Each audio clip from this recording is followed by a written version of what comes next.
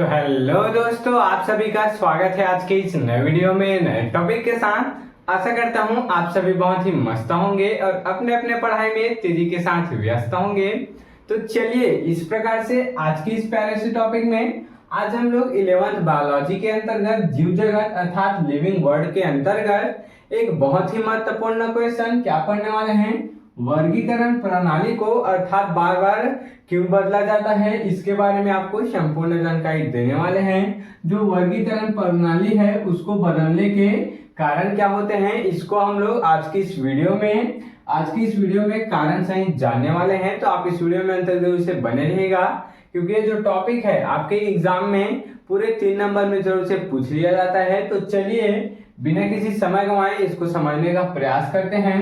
तो इसका question direct ऐसे ही बनता है कि वर्गीकरण प्रणाली को बार बार क्यों बदलते हैं, इस प्रकार से आपको पूछ लिया जाता है।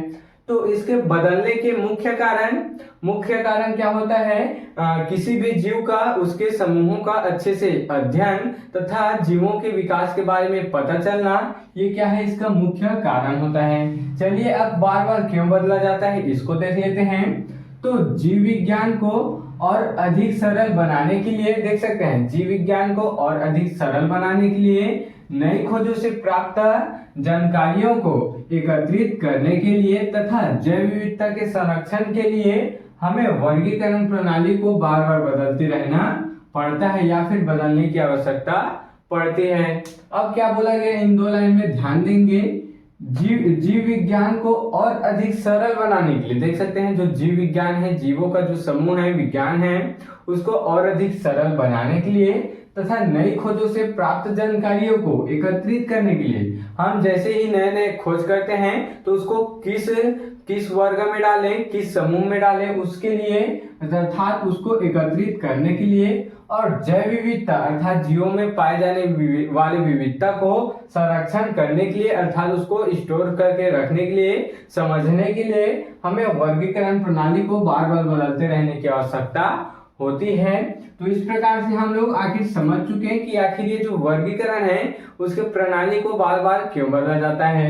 अब इसका हम लोग कारण देख लेते हैं। कारण कहें चाहे इसका हम लोग लाभ कहें, बात एक ही है।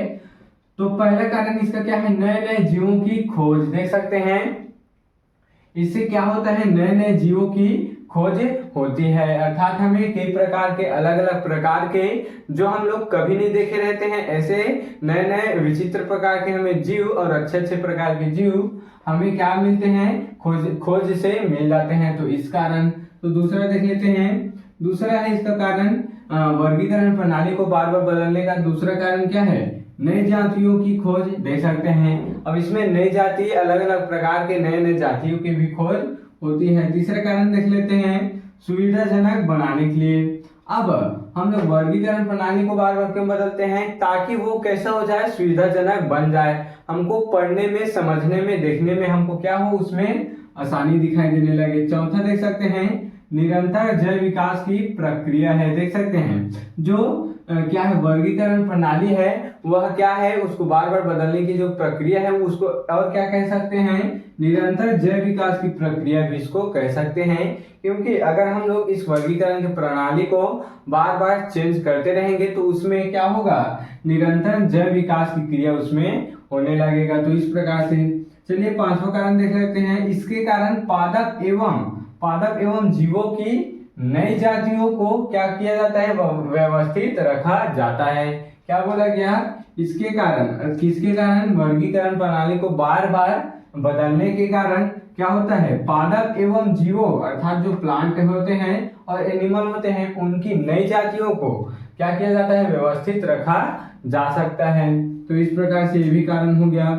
और 6वां देख लेते हैं वैज्ञानिकों द्वारा जीवाश्मों की खोज में। अब देख सकते हैं इसका मुख्य कारण यही है कि वैज्ञानिकों द्वारा कई प्रकार के जीवाश्मों की खोज के लिए भी क्या किया जाता है, वर्गीकरण प्रणाली को बार बार चेंज किया जाता है या फिर बदला जाता है।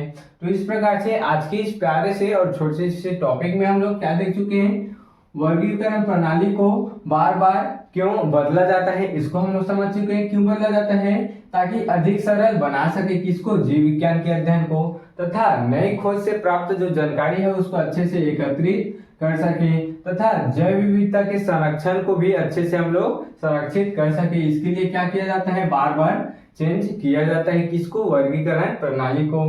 तो इस प्रकार से हम लोग इसको समझ चुके हैं, आप इसके स्क्रीनशॉट यहाँ पर ले सकते हैं। तो आशा करता हूं कि आपका जो टॉपिक है आसानी से क्लियर हो गया होगा। अगर आपका जो टॉपिक है थोड़ा बहुत समझ में नहीं आया होगा तो इस वीडियो को एक बार और पीछे करके देख लीजिएगा, आपका जो टॉपिक है आसानी से क्लियर हो जाने वाला है। तो अगर आपके जो टॉपिक है समझ में आया होगा तो मेरे इस चैनल को जल्दी से सब्सक्राइब करके बेल वाले आइकन को दबाकर प्रेस कर लीजिएगा, ताकि आपको मेरी ऐसी अच्छी इंफॉर्मेटिव वीडियो और अच्छे इंपॉर्टेंट वीडियो की नोटिफिकेशन सबसे पहले आप तक ही पहुंचती रहे और आप क्लास 11th बायोलॉजी की तैयारी ऐसी अच्छे इंपॉर्टेंट टॉपिक के साथ कर पाए। तो चलिए फिर मिलते हैं किसी नेक्स्ट वीडियो में नए टॉपिक के साथ। तब तक के लिए जय हिंद, जय भारत।